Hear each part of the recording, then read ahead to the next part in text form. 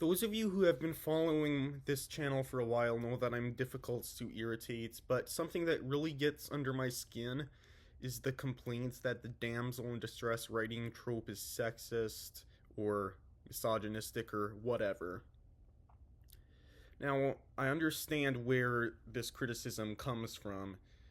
Those who don't understand the trope's roots or its meaning will think that the damsel in distress character is just there as eye candy for the male audience and the male hero, which isn't necessarily the intent of the trope and isn't the original purpose of the trope, which actually dates back to medieval times. Now, in medieval tradition, there's this story called St. George and the Dragon, which I'm certain many of you have heard of. It consists about a fictional version of a real man named St. George is riding through the countryside, and then he comes to a land where a dragon demands that it eats 2 sheep every day or it will destroy the whole city.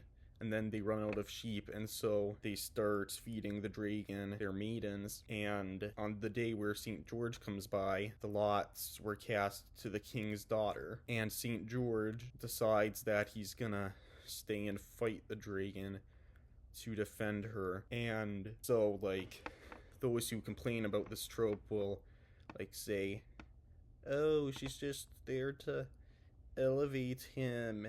Oh, she's a terrible character. Oh, can't there be more nuance? Blah, blah, blah, blah. Well, guess what?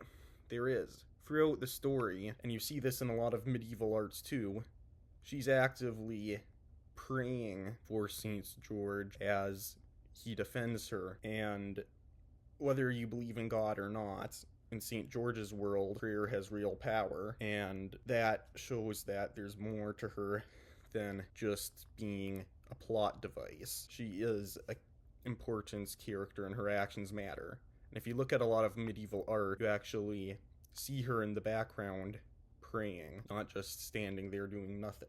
Now let's look at the symbolism of this legend. St. George is mainly the everyman character, not just for an example for men, but can also be an example for women too. The dragon is basically symbolism of everything that is evil and corrupted, and the princess is a symbol and stand-in for truth, goodness, and beauty.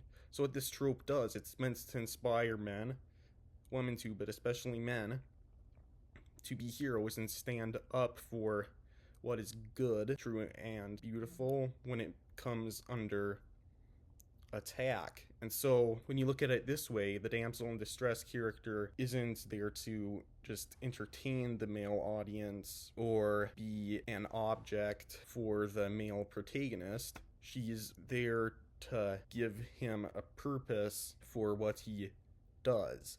And if he sees her as an object, or if she's just meant to be an accessory to the male character, then the whole plot of him defending her is really rather pointless. I'm not saying that I have any problems with strong female characters who are well written, but my point in making this video was to say that there is nothing wrong with a damsel in distress character. So if you enjoyed this video, please consider liking and subscribing. Thank you.